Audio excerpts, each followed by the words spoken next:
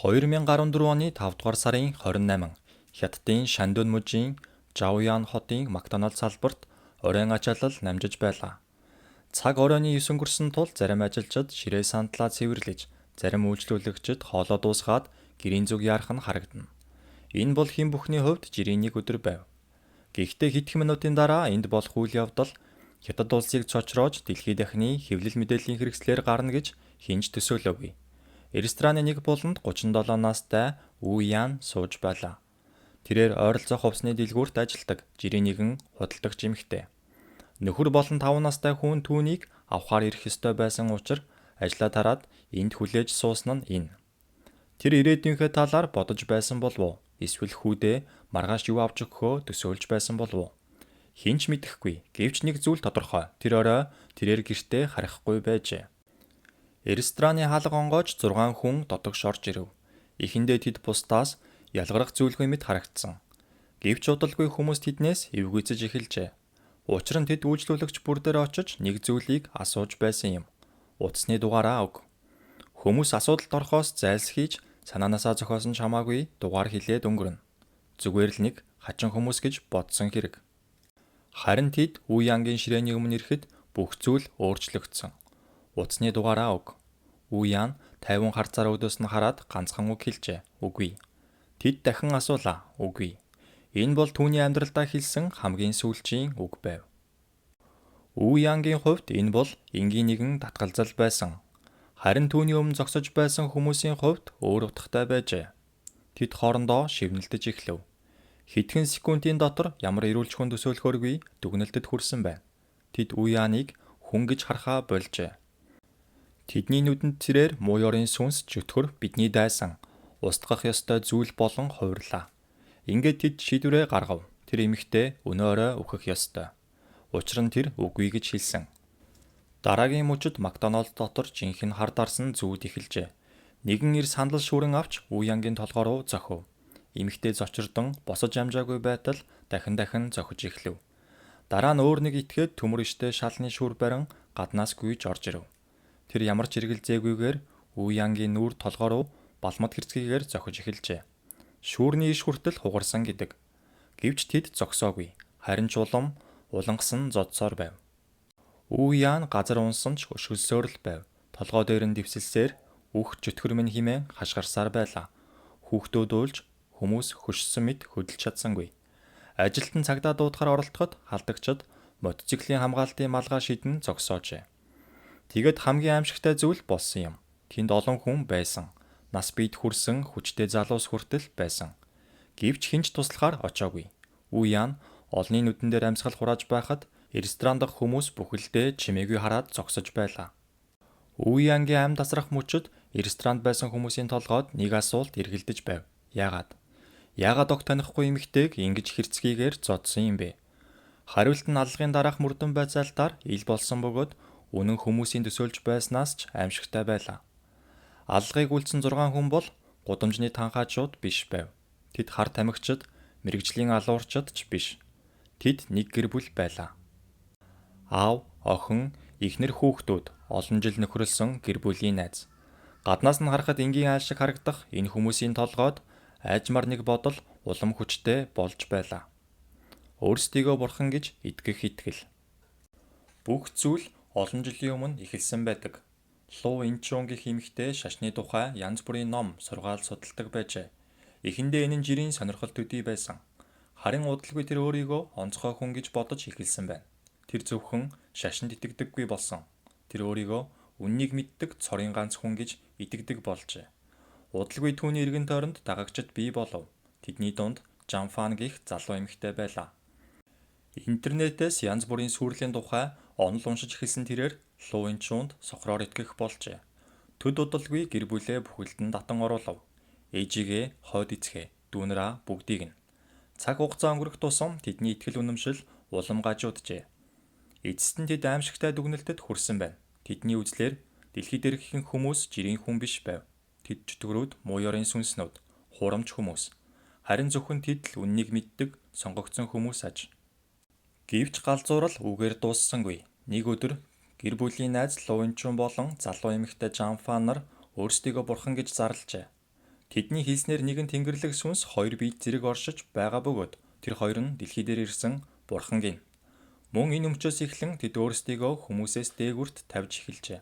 Хамгийн аимшигтай нь бусд нь үүнд үнэхээр итгэсэн байдаг. 50 гаруй настай Жан Лиг нь өөрийн төрсөн охиноо бурхан гэж шүтэж эхэлжээ. Амьдралынхаа туршид олон зүйл үзсэн насанд хүрсэн ир. Гэвч тэр эрүүл ухаанаа алдсан байв. Охины хэлсэн бүхнийг үнэн гэж хүлээн авдаг болжээ. Хэрвээ охин нь энэ хүн зүтгэр гэж хэлбэл тэр үнэхээр зүтгэр гэж итгэнэ. Хэрв энэ хүнийг устгах ёстой гэвэл эргэлзэхгүйгээр биелүүлнэ. Үе яан яг ийм хувь тавилантай нүр тулсан юм. Тэр орой Макдоналдс сууж байсан эмэгтэй огтхон ч тэдний дайсан биш байв. Тэр улс төрийн гишүүн эсвэл шашны эсрэг хүн эсвэл хэн нэгэнтэй маргалдаагүй. Зүгээр л гэр бүлээ хүлээж байсан. Гэвч түүний хэлсэн ганцхан үгүй гэдэг үг тэдний өвчтөе тархинд өөрөөр сонсогджээ. Тэд үүнийг эсэргүүцэл дайралт чөтгөрийн шинж тэмдэг гэж итгэсэн. Ингээд үхлийн ял оноосон юм. Ямар ч шүүхгүйгээр, ямар ч нотлохоогүйгээр. Хамгийн аимшигтай нь алгын дараа болсон зүйл байлаа. Цагдаа нарт баригдсныхаа дараа ч тэд гимшээгүй, уйлж уучлал гуйсангүй. Харин ч өөрсдийгөө зөв зүйл хийсэн гэж үзэж байв. Сэтгүүлч тэднээс та яагаад түүнийг алсан юм бэ гэж асуухад Жан Лиг нь хүйтэн харцаараа өдөөс нь хараад ингэж хэлжээ. Тэр зүтгэр байсан болохоор би тусдах ёстой байсан. Түүний царайд гимшил байсангүй. Зөвхөн сохор итгэл үнэмшил байв. Тэр мөчөд хүмүүс нэг зүйлийг ойлгосон юм. Эрүүл ухаанаа бүрэн алдсан, хэд тууширсан үзэл суртал байжээ. Шүүхийн танхимд эдгээр хүмүүсийн галзуурал бүрж тод харагдана. Тэд цаазын ял сонсох гэж байгаагаа мэдэж байсан ч огт айгаагүй харин ч баяртай байлаа. Яагаад гэвэл тэд өөрсдийгөө үхэхгүй гэж итгэж байв. 2014 оны 8 дугаар сар Үе Янгийн аллагаас бараг 3 сарын дараа Шандун мужийн Янтай хотын шүүхийн танхим хүмүүсээр дүүрчээ. Улс даяар анхаарал татсан хэрэг учраас сэтгүүлчид, хуульчид, иргэд бүгд нэг зүйлийг харахыг хүсэж байв. Эдгээр хүмүүс үнэхээр яагаад ийм зүйл хийсэн юм бэ? Олон хүн шүүхийн үеэр тэднийг ухаарч гимшиж уучлал гуйна гэж бодож байлаа. Гэвч танхимд орж ирсэн хүмүүсийн царайг хараад тэр найдвар тэр дороо замхарчээ.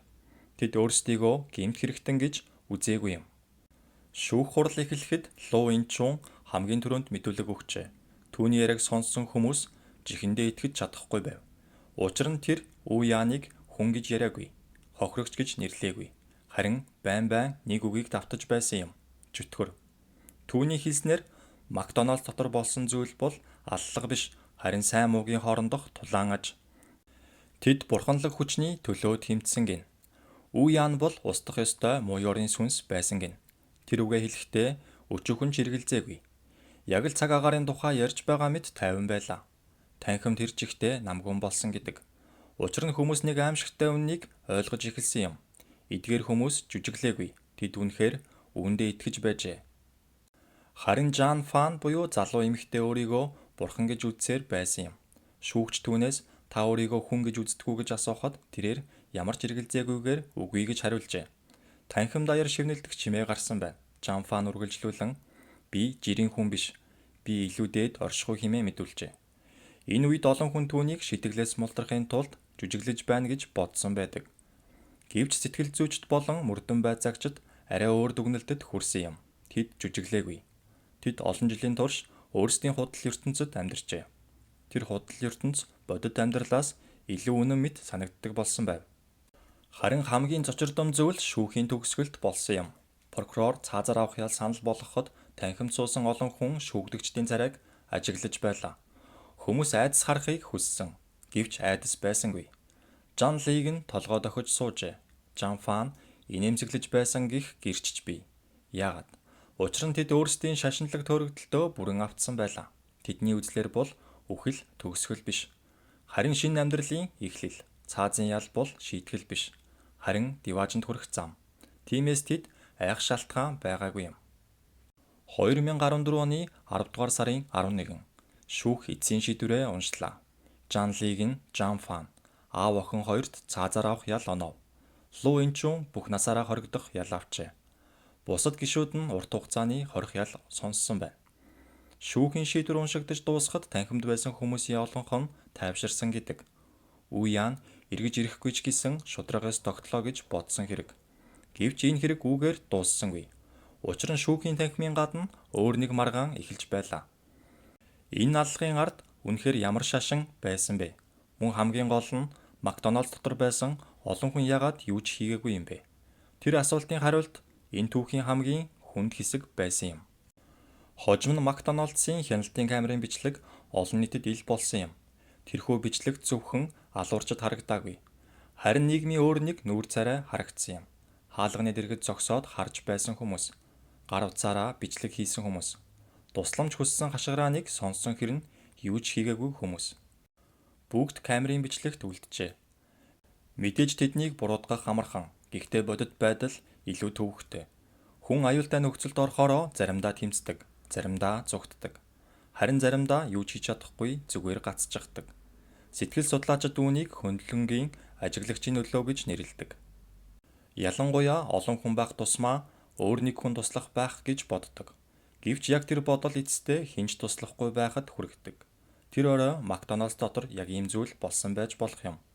Гэхдээ энэ тайлбар Уяныг буцааж авчрахгүй. Учир нь тэр эмэгтэй эцсийн мөч хүртлээр хэн нэгэн босож ирнэ гэж найдсан байх магадлалтай. Гэвч хинч ирсэнгүй.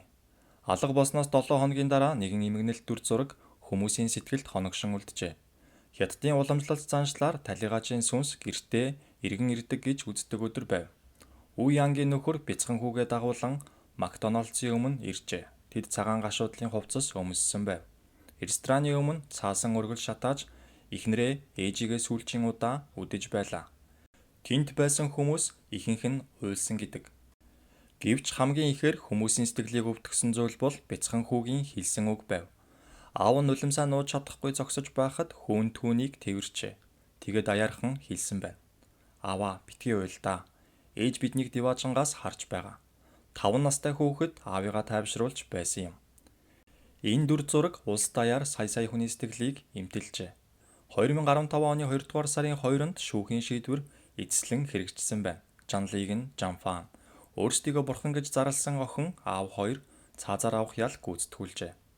Тэд өөрсдийн итгэж байсан диваажин руу явсан эсхийг хэн ч мэдэхгүй. Гэхдээ нэг зүйл тодорхой. Тэд нэгэн гимзэмгүй хүний амьдралыг эргүүлж авчирч чадахгүй болсон юм. Харин Уянгийн нэр өнөөдөр ч хүмүүсийн ой санамжинд үлджээ. Тэр алдартай хүн улс төрч од байгаагүй. Тэр ердөө л нөхөр хүүхэдтэй маргаашийнхаа төлөө хөдөлмөрж явсан эгэл жирийн эмэгтэй байсан. Гэвч түүний түүх дэлхийд даяар нэг асуултыг үлдээсэн юм. Хэрэв бид тэнд байсан бол яах байсан бэ? Бид туслах байсан уу? Эсвэл бусдын адил холоос хараад зогсох байсан болов уу? Энэ асуултад хариулах амаргүй. Учир нь бид өөрсдийгөө зоригтой гэж боддогч бодит нөхцөл байдалд ямар үйлдэл хийхээ хинч урьдчилан мэддэггүй. Гэхдээ Уянгийн түүх бидэнд нэг чухал зүйлийг сануулдаг. Муу зүйл үргэлж муу хүмүүсээс болж гардаггүй. Заримдаа сайн хүмүүс юу ч хийхгүй байснаас болж гардаг. Энэ бол зөвхөн нэг аллагын түүх биш. Энэ бол хэд тууширсан, итгэл үнэмшил хүнийг хэрхэн мангас болгож чаддаг тухай түүх.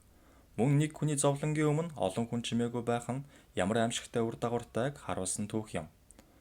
Уянгийн амьдрал хоёрхан удаагийн үгүй гэсэн үгээр төгссөн. Харин түүний түүх бидэнд насан туршийн сургамж үлдээжээ. Зарим үед хүний амийг авардаг зүйл дан ганц хүч бус, бусдын өмнөөс дуугарч зөрөхлөх зоригт байдаг. Энэ бол Кейс 13 дараагийн дугаараар дахин уулзъя.